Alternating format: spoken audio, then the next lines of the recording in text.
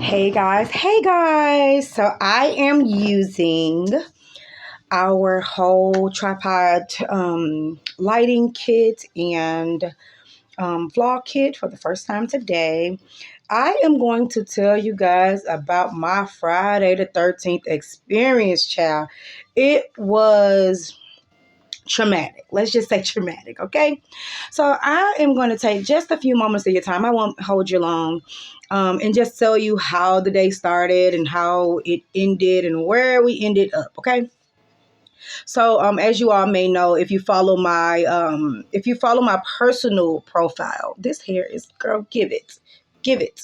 If you follow my personal profile, then you know I just lost another dear friend of the family, loved one of mine.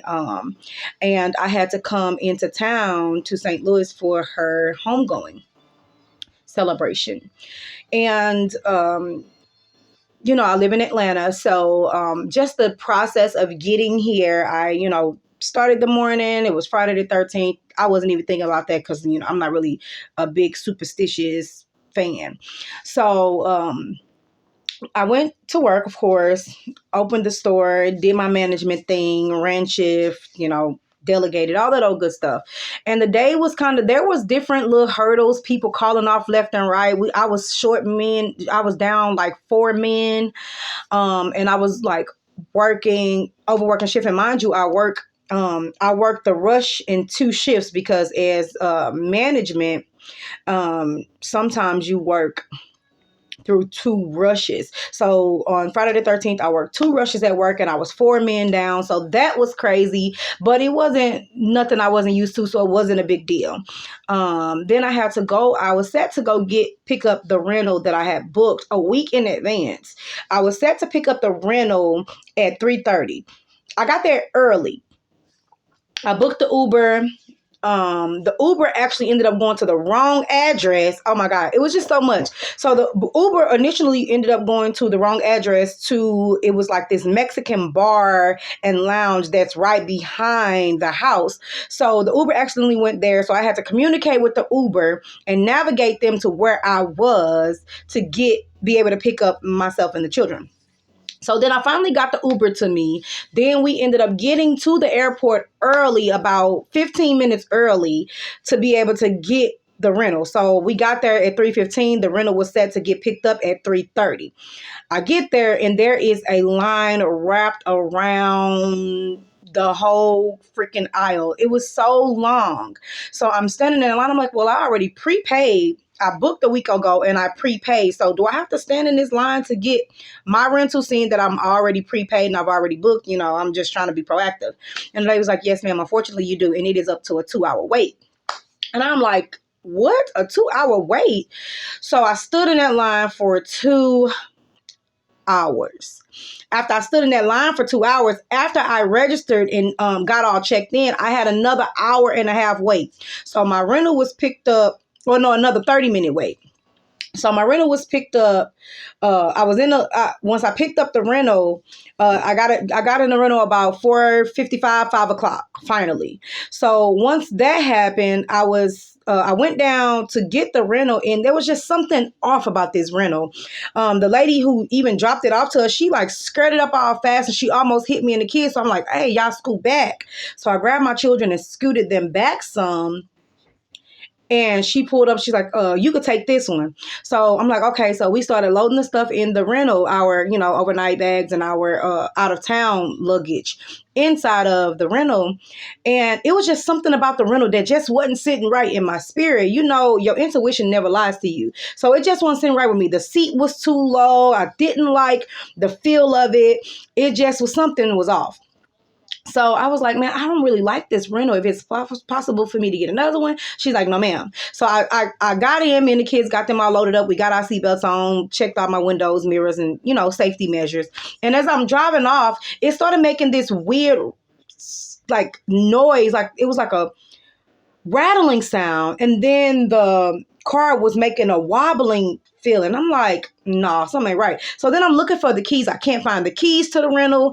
I'm like, oh my goodness. So I busted a U-turn. I went back. I'm like, hey, I can't even find the keys. Like, where's the keys to the rental? She's like, oh, if the car is on, the keys is in the car, ma'am. I'm like, no, ma'am. I just looked. I looked inside the console. I looked everywhere. I don't know where the keys are. She's like, well, if it's on, obviously the keys are in there. I'm like, well, ma'am, can you help me find it? The lady was really, really, really snobby and nasty, by the way.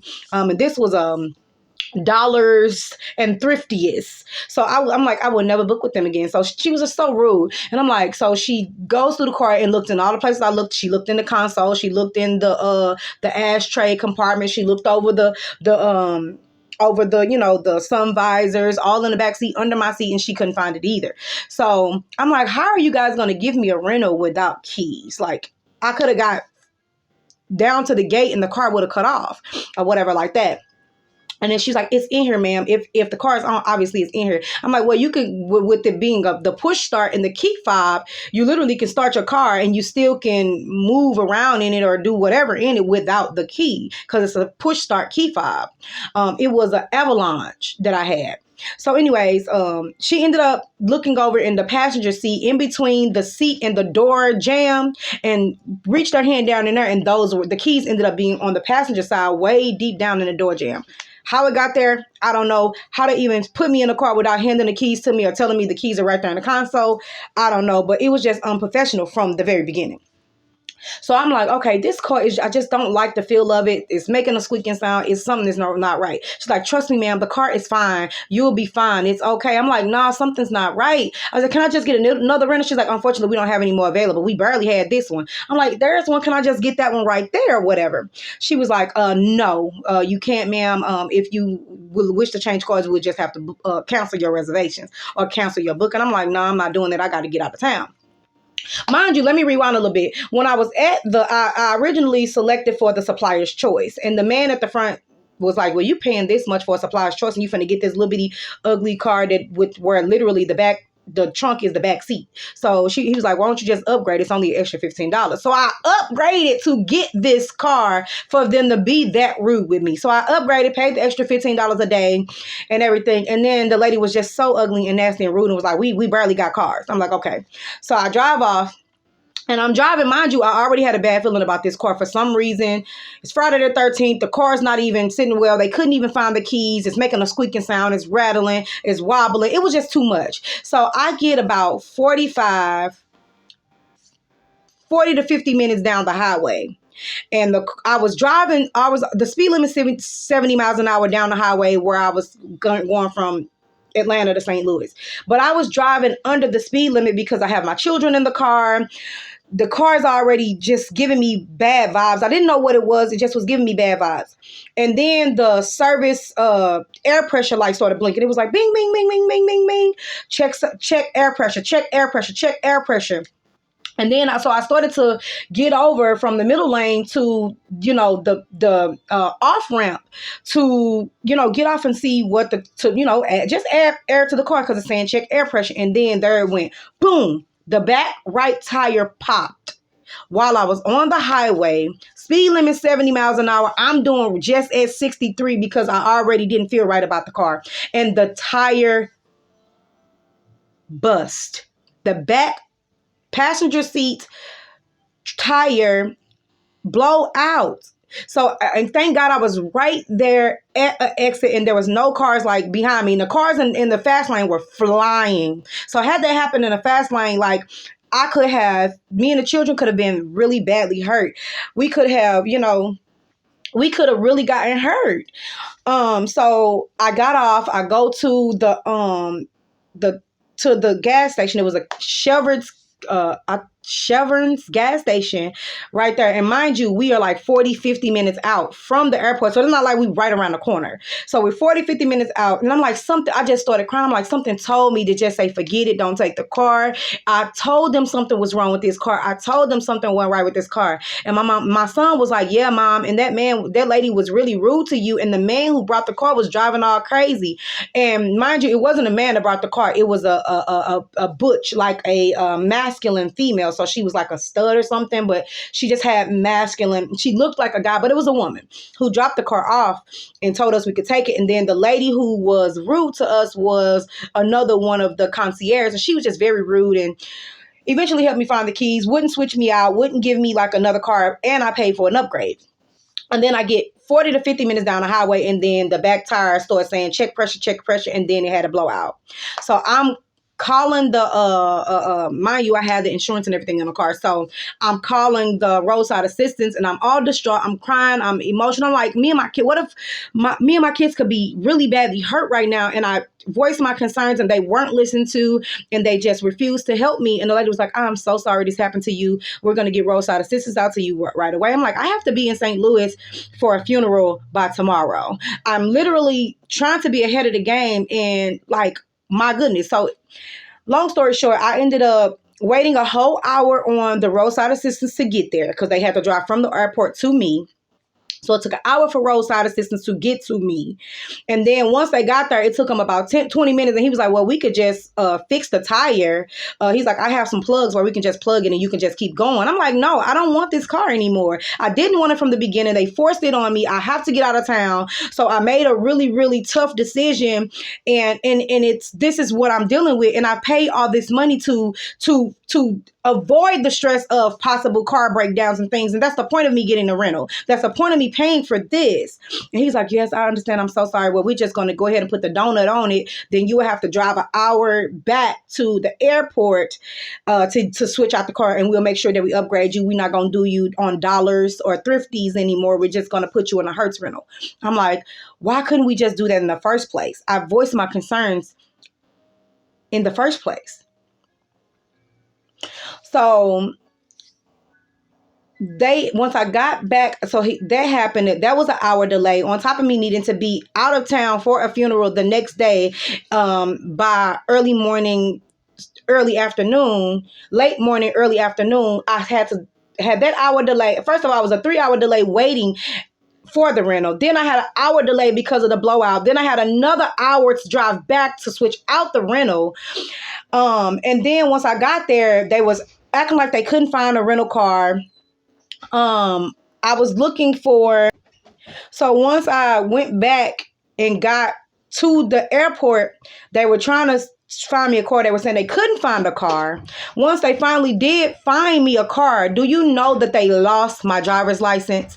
The man was like, I went from the old rental to the front counter. He was like, okay, well, go over there. We're going to, document everything on what happened with the car. I'll have you fill out this slip and tell me exactly what happened and everything. And we're going to make sure that we can just make sure we accommodate you to the best of our abilities. So I walked from the rental car to the front, where they distribute the cars at. So I wasn't all the way back in the check-in, front desk. I was still inside of the garage where they distribute the cars and assign them to people. So I went to the little booth, and he was like, okay, well, can I see your documents for the rental and your driver's license? So I gave him that. He's like, okay, let me go see what I can find you. He went back, act like he couldn't find none. Then when he came back, he's like, okay, we're going to put you over here in this. We're going to upgrade you. We're going to give you an SUV, whatever. I'm like, well, is it the same equivalency as far as a gas saver? Because I don't want to have to, be coming out of more money for gas, and I'm already being hugely inconvenienced. He's like, yeah, it should be just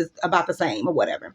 Because the other car that I got like a, economy compact, because I wanted to have a gas saver, and it was like 400 miles to the gallon. And this one ended up not even being the same equivalence of a gas saver. It ended up being like 230 miles to the gallon, which was a huge cut down the middle, because now I have to stop and even fill up even more. But long story short, the man came back, was like, okay, here's your paperwork. Can I see your ID? I'm like, I checked my pockets, and I'm like, I already gave it to you. I gave it to you at the front, at the booth.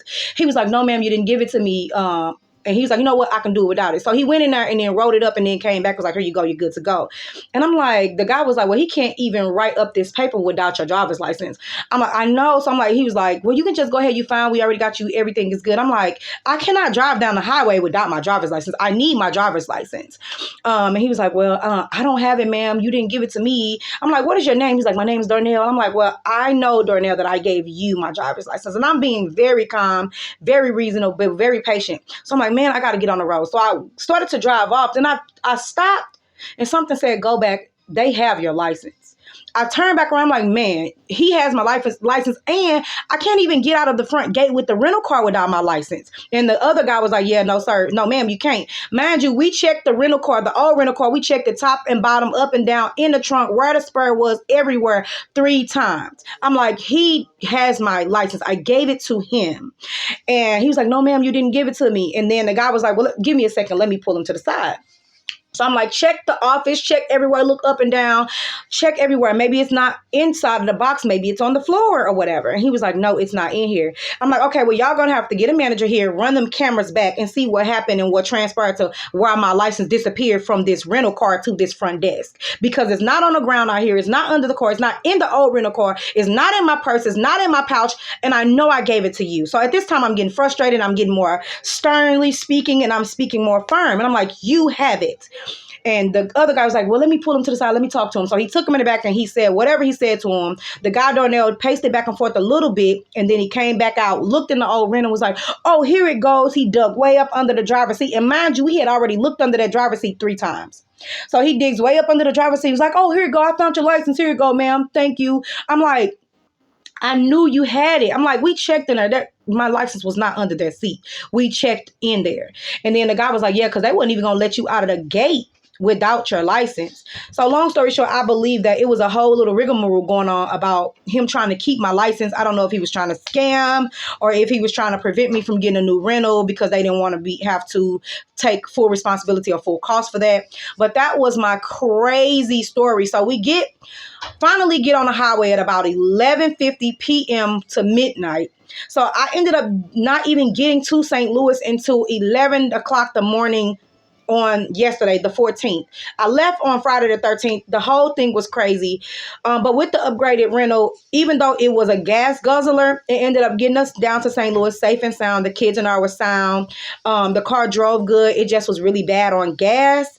And I'm going to be speaking with managers and higher ups to make sure that they're going to fully consume all of the costs and fees for that rental due to the huge inconvenience and safety of my children.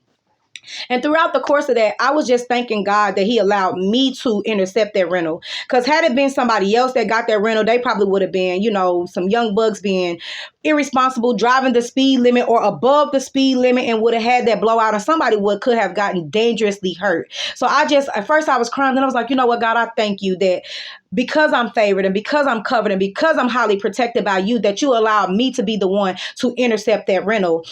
Because I had the spirit of intuition and I had the spirit of discernment that I was driving under the speed limit and me and my children were able to be safe, because it could have been much worse, or the wrong person could have gotten that rental and got really hurt.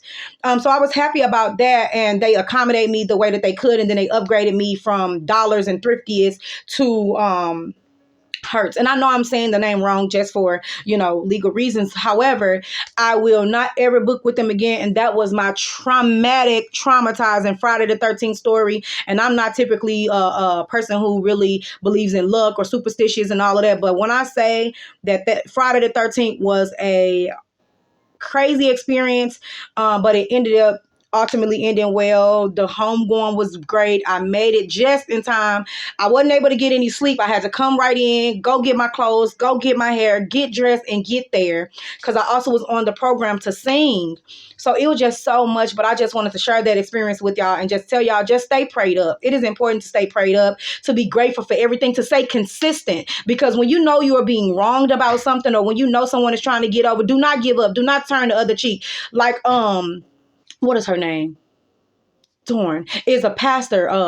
Juanita Bynum said, you look them right in the eye, you make them look off first. You stay consistent and you don't give up, and you say no. You want this smoke, you can have it, because I know that I'm in the right and you will not wrong me on today. And I started rebuking the devil. I'm like, Satan, you are a lie. The devil is a lie. You will not win today. Today, I will get the victory. And today, every wrong will be righted. And when I stayed consistent, it ended up working out in my favor, even though I ended up not getting any sleep and coming in so late. So I just wanted to share my Friday the 13th experience with you guys and tell you guys to stay covered, stay prayed up, and stay consistent. Most of all, stay focused, stay consistent, and it will work out in your favor. So yeah, I'm going to go ahead and end this video, and you guys just leave your comments, share your experience, share this, because man, it is important to just be safe and always follow your gut feeling and that intuition and allow God to lead you and cover you at all times. Bye.